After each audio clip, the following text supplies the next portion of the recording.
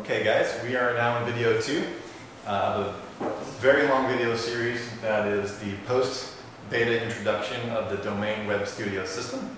So if you found one of our videos across the various networks, know that it was distributed and targeted using the keywords and market clustering techniques used from the DW system. No, it was bootleg. Can't believe it. It's an illegal copy of the video. Whatever you do, don't go to themesoon.com. Don't go. Did you steal this video? That's like our friend who deals with cracked membership sites in order, with the marketing material in it and gives them away. Yes, so exactly. People feel like they're getting something. Yep. Anyway, check out the DWS system, themesoon.com. Okay, we were in the middle of the current setup in which Sue is teaching us how project promotional cost setting created by Matt DeCruz and Sue.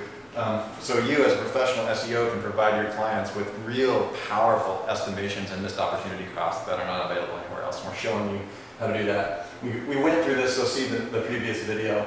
Press release cost, Yahoo directory cost is around $250. So we're gonna actually throw in a general, promotional cost on a per keyword basis. Yes. It's crazy. Yes. Anyway, go ahead, Sue. Okay, so that block we pretty much covered in the last video. Let's move on to the project conversion rules. Tell us about what this is. Okay, so Google traffic conversion and position number 1. There's a lot of controversy about this. There will always be a lot of controversy about it because Google's not going to tell you what. Yeah, we had our own arguments about this one. Exactly. But what I found to be a fairly accepted number was 60%. If you're in the number 1 position across all the markets, you're going to get roughly 60% of the clicks. Okay, so let me reiterate for everyone. Yep. This is the Google traffic conversion if you're in position number 1 on the Google search engine results page above the fold specifically. There are arguments now with bloggers and marketers that this number is not what it used to be, but it's still generally in the target market between 40 and 70%. Right. Okay, so what Sue and Matt have decided is that 0.6 is the number we're going to use to calculate. We're trying to give you a general targeted calculator for traffic for every keyword. And you're going to see how powerful this is. You can do this across literally hundreds of keywords in the market conversation within the market store. Right. Now, I want to just take a deviation notice here when we're talking about traffic, because not all traffic is created equal. If you go and look, and you can actually see in here, the Google Suggest tool will bring you back information such as traffic. Okay? Yeah. So if you go there to get the traffic number, you're going to find a different number from what you find on the inside of Kraken. Yeah, we're going to. Because in Kraken, we take a combination, we extrapolate what the traffic would be across all search engines. Mm-hmm. So it's going to be a larger number than what you're going to see it in just Google all by itself.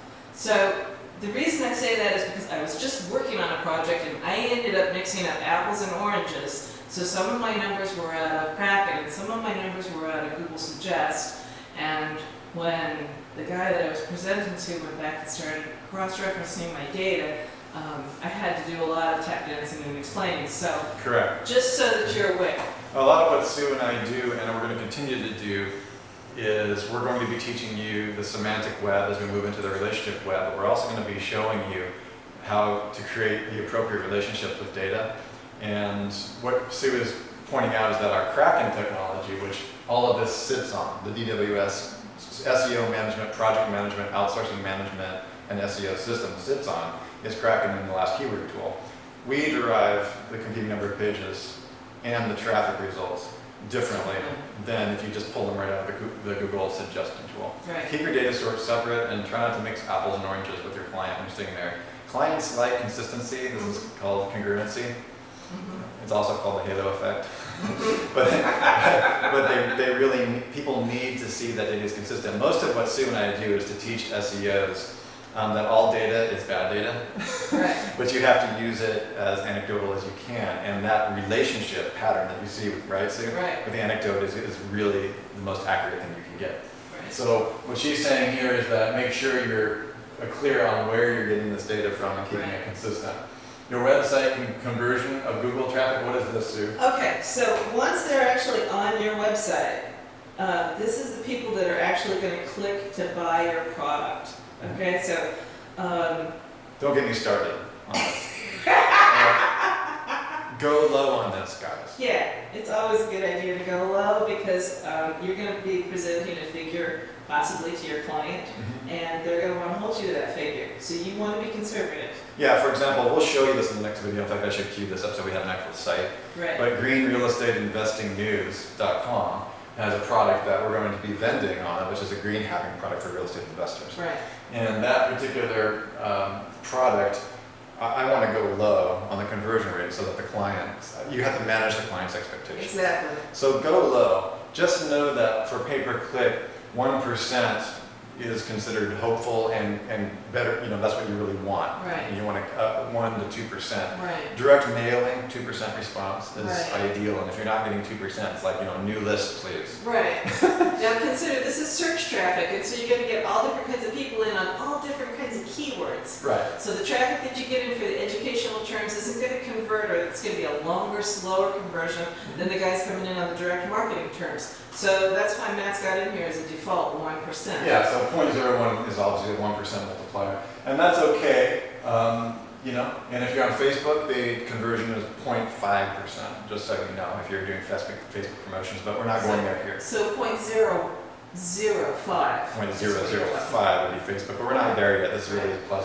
Okay, now, if you're not selling your own product, in other words, if you've got an affiliate product that you're selling, then they're going to go from clicking on your page to yet another page where they have to buy, right? So that next box is indicative of that. If it's an affiliate product, then what's the conversion rate over there? Now, if it's not an affiliate product, you just leave it at 1, it'll multiply it by 1, and you'll just come out with the same number. But if it's an affiliate product, then you're going to want a percentage of that. Now, if you're getting it off of some of the affiliate places, they'll give you an idea of what their conversion rates are, and you can just plug that number in there. Some of the what do they call it, like ClickBank and the affiliate networks. Okay, so this is the vendor website conversion then? Like not on your page. Right. Okay, and but why is it 1? Well, it's 1 because if it's not a vendor product, then you want to multiply it by 1, because it's going to be 100%. If it's an affiliate product, then you're going to want to make that a percentage. Typically like 0.1, 0.01, something along those lines. Okay, and what's this then? Your site opt-in conversion rate. So you're actually tracking 2 different things here. The first 3 boxes are about actually selling a product, and the next one is about the opt-in to your mailing list. Okay, so you can see how complicated that things can get during a marketing campaign. This is simplified for you to consider all of these things. Right. So it really is a multi-tier, almost a multi-channel almost, but it's still online. So you're dealing with that. So your site opt-in conversion rate, he's saying essentially 1% or 1. I don't get the number. That's a good question. I don't think that we should use that. Use a 1 if not required is what he's doing. Oh, okay. Sorry, that's it. 1 is the cancel. Right. Okay. So I would probably do 0.01 for opt-in. That would be great. Right. 1% or 2. Actually, 0.2 would be ideal. But so the point here is that you should set your own standards, and you're talking to different clients, and every industry is different. Just know that this is designed for you to go to a client and say, if you get this, even only nearly 0.5% or 1% opt-in, this is what you can expect with the current traffic. And you show them this whole pile of keywords. Right. And that whole pile of keywords with very conservative estimations. Right. You want to be conservative enough so that you know that you're the one, if you get the contract, you're going to have to accomplish these goals. Exactly. Exactly. The main thing is that put only goals in here that you feel willing to accomplish. Exactly. And then match these goals up to the matrix of keywords that we're going to be discussing next. Right. I'm going to go ahead and stop the video. Actually, hang on. Let me see what our time is here. Because I don't want to get us in the... We're actually good. Okay, all right. Then let's do the next box. The average sale amount. Now this is the sale amount of your product. It's not the profit. Like take the product that we just got our product prices in. Right. $7.97. $7.97.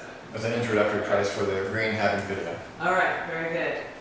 And then we get into how to calculate how much traffic we need in order to be able to achieve your financial goals. Right. And that might want to be something on the next video. Yeah, we'll move into it, but just try trying to show you how powerful this is. Only the first section. We haven't even gotten into the meat. Where you can go over every keyword. You can actually literally extract every keyword from every conversation the market has ever had, Right. and determine whether or not it's got a value or not, and what order in the hierarchy of decision you should use, and where on the architecture you should hang this particular dollar bill of your website. I mean, it's crazy. It is crazy. This is what we've been working on, this kind of concept for 3 to 4 years, and now it's here. And because it's so huge, you know, the bigger, the larger the power, the easier it is to miss it. Yeah. And that's why the educational process is kind of there. We're okay. I just wanted to say one comment here. Notice that Sue said your traffic goal. So you might want to kind of know what your client has in mind during the original interview process. Right. You know, like my client would be just, you know, thrilled to make 10,000 to 20,000 a month. Okay. So when you throw that in to how much your traffic do you want to meet your financial goal, you put your financial monthly goal in here. We're going to just put it in as 10,000. I'm gonna manage the expectations and go low. Right. For the first couple months, they're happy with that during launch. Right. Because we're in pre-launch.